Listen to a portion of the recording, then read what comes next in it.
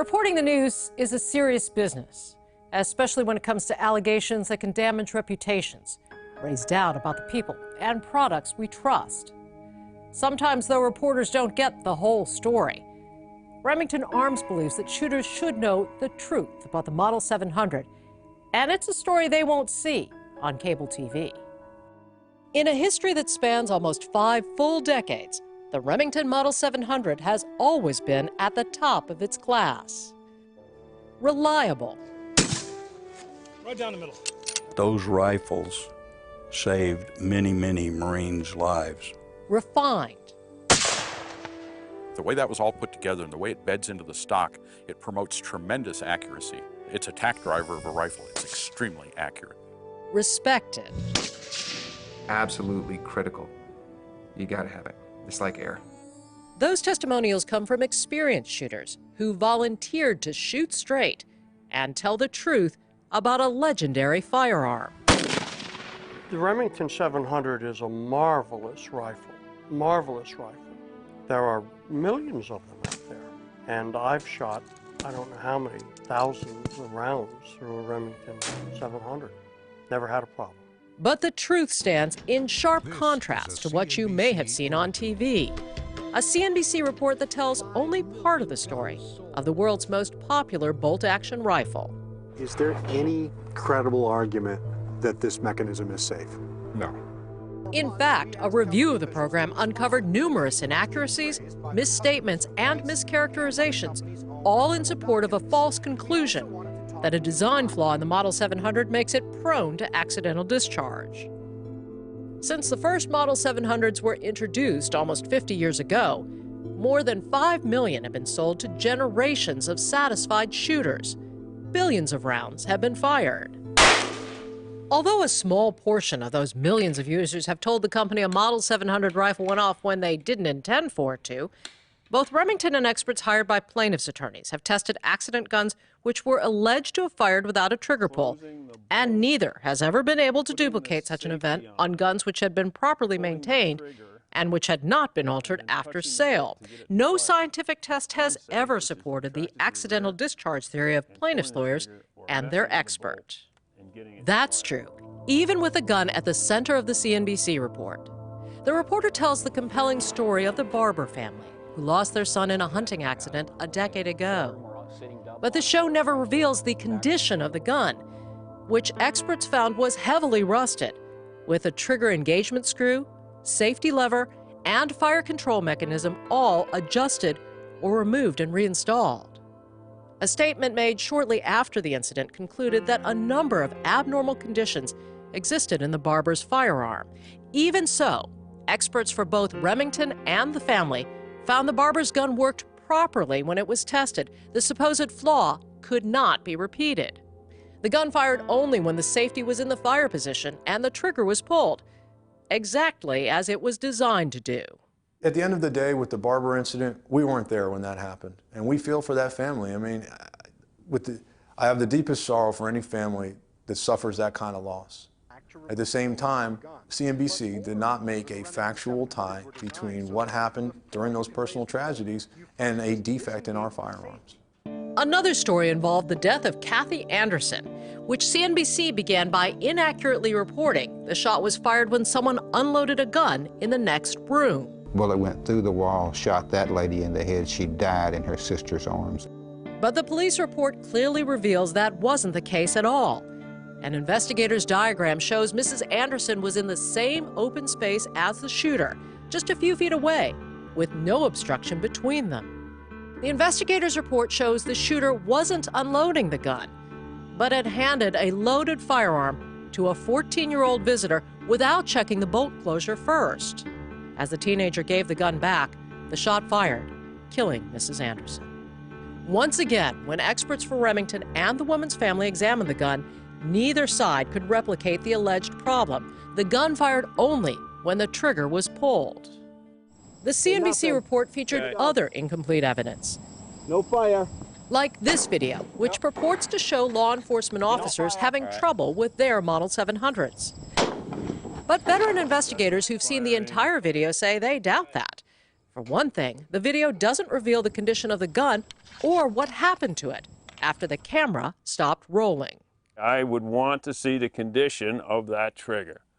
Who's been in there? What's happened with it? Have the screws been tampered with? Have the adjustments and the sears been tampered with? Was the factory seal taken off the screws? So forth and so on. There's a lot to look at.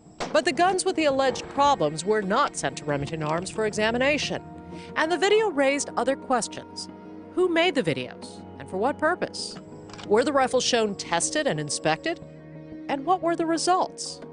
The video came to Remington's attention through a lawsuit brought by a police officer in Hobbs, New Mexico, who claims his Model 700 sniper rifle, seen on CNBC, discharged accidentally when he slapped the bolt open. But watch, as an investigator tests the very rifle involved in the lawsuit against the officer's claim that the rifle went off on its own. And I'm about to unload it the way it was advised that it was unloaded at the time of the discharge.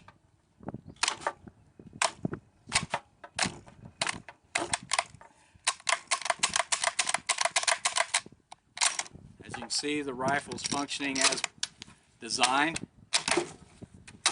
And then there are the documents, which CNBC says prove the U.S. Marine Corps has had trouble with a variation of the Model 700, the M40A3, which uses the same fire control system.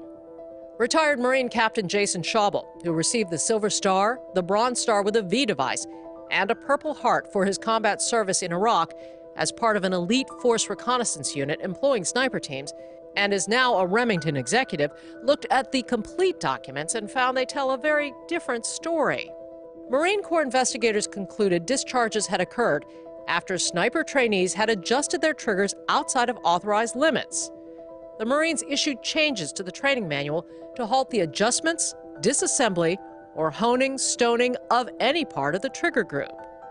Since those incidents in 2003, the Marines have gone on to order hundreds of 700 actions, including the Walker fire controls from Remington. We're very confident that our customer has confidence in us, in both the safety and the quality and the craftsmanship as the core of their sniping capability. In addition, Remington Arms contacted all of the government agencies profiled by CNBC to confirm there are no outstanding issues. The recurring theme, improper maintenance and adjustment, can compromise any firearms performance. In any accidental discharge claim, the investigator must determine whether the firearm was adjusted below the minimum parameters for trigger pull, or the sear adjustment screw was adjusted, which is not authorized, or there was improper maintenance. Just like any complex machine, if you introduce a lot of debris and gunk and rust and you don't take care of that over time, you're going to have issues with those materials and with how those materials interact.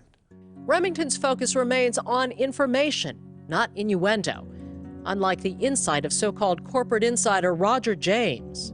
CNBC doesn't tell viewers what James admits under oath. That he never worked in Remington's firearms plant and only handled customer complaints about ammunition.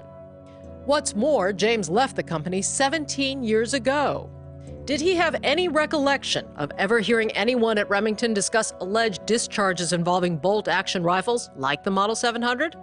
James's answer, under oath, no, sir. The other Remington insider featured in the CNBC report is the elderly designer of the Model 700. Although Mike Walker had declined an interview request, CNBC came calling anyway at his retirement home and got its camera rolling. Mike Walker is a legend in the Remington community. He's one of our most distinguished inventors and engineers. He's a revered employee. We feel it's irresponsible that CNBC cornered the man and tried to get him to say things that were bad about Remington. The report points to documents Mr. Walker wrote in the 1940s, more than a decade before the Model 700 went on the market. But he can't say much about current manufacturing or quality control at the Remington factory. He retired in 1975. CNBC reported that since the introduction of the Model 700 in 1962, there have been over 75 lawsuits filed against Remington. Only a fraction of the lawsuits actually went to trial, and of those that did, juries have found in Remington's favor in a vast majority of the cases. In part, that's because outside experts, even those working for trial lawyers, even they have never been able to reproduce the alleged flaw in a properly maintained and adjusted Model 700. The gunsmith relied on by CNBC is Jack Belk, who frequently testifies for plaintiffs' lawyers against firearms manufacturers about his so-called debris theory. Belk admits, under oath, that in his examination of Remington accident rifles, he has never found debris interfering with the safe operation of those rifles. My question, though, related to Remington Model 700s and 710s, whether you had ever examined any of those guns from the field and found there to be debris or manufacturing scrap causing a precipitous engagement. No, sir. Do you know of anyone who's ever found that? No, sir. CNBC features a 3D animation which diagrams Belk's hypothetical debris theory. But the show doesn't present the actual CT scans performed on accident guns, which use science to prove no interference between the triggers and connectors of those guns.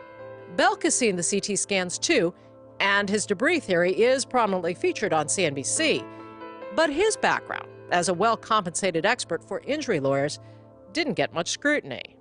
Testifying under oath in 2008, he admitted 50% of his income came from testifying against a number of firearms makers, including Winchester, Thompson Center, and Beretta. And in his testimony, which Remington provided to CNBC, Belk reveals he's never tested his own accidental discharge debris theory. I could do that if I was asked, but it's just a waste of money. Why? Well, first off, a precipitous engagement is a rare occurrence. I think we can all agree on that. The chances of duplicating one is so remote. I think all you do is just do a lot of labor for nothing. But there is a scenario which Belk acknowledges is possible. Is it foreseeable to you, as a firearms expert, specifically with bolt-action rifles, that if a person is closing the bolt with the safety off, and as they lower the bolt, they have their fingers in the vicinity of the trigger guard, that they could inadvertently contact the trigger? Could, yes. And that could cause the rifle to fire? Yes. Have you seen that happen or heard of that happening? Yes. On more than one occasion? Yes. And Belk explains that a shooter who inadvertently discharges a firearm might forget or not even know he pulled the trigger. He offers this example. But he had no perception of pulling the trigger, I take it. He lied. This was a deputy? Yes. And why was he lying? Just to avoid embarrassment. Despite the emotion and exaggeration of some news reports, Remington believes the Model 700's history speaks for itself. We couldn't have been selling these guns for 5 decades with the educated audience that we have, the well-trained audience that we have, the skeptical audience that we have, without them not buying guns anymore if they had a defect. And for shooters who have enjoyed decades of accurate performance with the Model 700, the truth about accidental discharges is clear. These things don't go off by themselves. Rifle is an inanimate object. Cannot think, cannot do anything without being orchestrated by its user. The only accidental discharge involving the Remington Model 700 seems to have been the airing of the TV story, which didn't report all the facts. It's never easy to get a fair hearing in the court of public opinion, but Remington Arms believes it is important for the shooting community to hear both sides of the story. Remington is grateful for the opportunity to shoot straight with its customers at Remington700.tv and to tell the truth.